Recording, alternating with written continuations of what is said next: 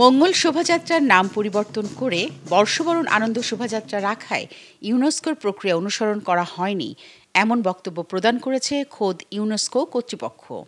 এ বিষয়ে শোভাযাত্রা উদযাপন কমিটির বক্তব্য, সরকার নাম পরিবর্তনের জন্য ইউনেস্কোর সঙ্গে যোগাযোগ করেছে কিনা সেটা তারা জানাননি। গত ১১ এপ্রিল বাংলা বর্ষবরণের অন্যতম আয়োজন মঙ্গল শোভাযাত্রার নাম পাল্টে বর্ষবরণ আনন্দ শোভাযাত্রা করার সিদ্ধান্ত জানায় শোভাযাত্রার আয়োজক ঢাকা বিশ্ববিদ্যালয় কর্তৃপক্ষ। নাম পরিবর্তন নিয়ে সমালোচনা ও নতুন করে বিতর্ক সৃষ্টি হয়। সামাজিক যোগাযোগ মাধ্যমে এর পক্ষে বিপক্ষে যুক্তি দেন অনেকে। ফলে প্রশ্ন ওঠে, এই নাম পরিবর্তনে ইউনেস্কোর স্বীকৃতির কি হবে?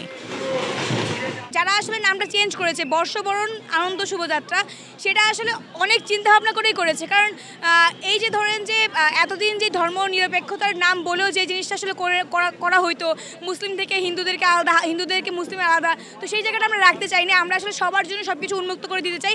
সেই জায়গা থেকে আসলে আমরা এই নতুন একটি নাম দিয়েছি। মোগল শোভাযাত্রা থেকে শুরু করে সেটি আনন্দ শোভাযাত্রায় একই সমতানে, একই কলতানে সকলে একসাথে পায়ে পায়ে দিয়ে আমরা একটি গন্তব্যে পৌঁছাই, অন্যরকম অনুভূতি কাজ করে। নাম পরিবর্তন ইস্যুতে ইউনেস্কোর সাফ জবাব, সার্বজনীন সাংস্কৃতিক ঐতিহ্যের ক্ষেত্রে জীবন্ত ঐতিহ্য এবং তার গতিশীলতাকে বিবেচনা নিয়ে এ ধরনের নাম পরিবর্তনের স্পষ্ট প্রক্রিয়া রাখা হয়েছে।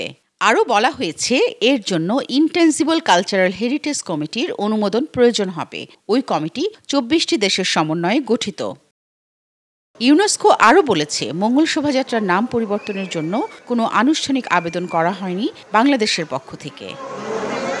২০১৬ সালে পহেলা বৈশাখের মঙ্গল শোভাযাত্রা নামে ইউনেস্কোর ইনটেনজিবল কালচারাল হেরিটেজের তালিকায় অন্তর্ভুক্ত হয় বাংলাদেশ।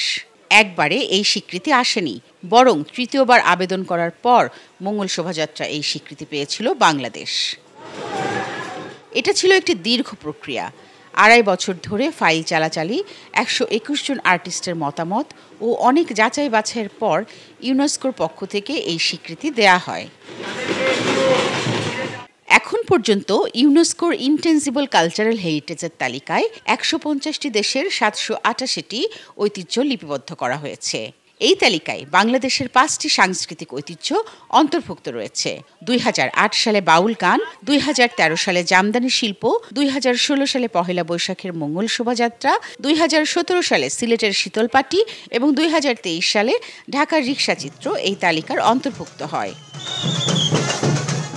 বাংলাদেশে এবার বর্ষবরণের অন্যতম বিশেষ আয়োজন শোভাযাত্রাকে ঘিরে বিভাজন ও বিতর্ক বেড়েছে।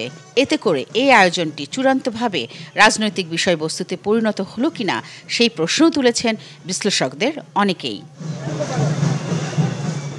আফরোজা চৈতি, ভিউজ বাংলাদেশ, ঢাকা।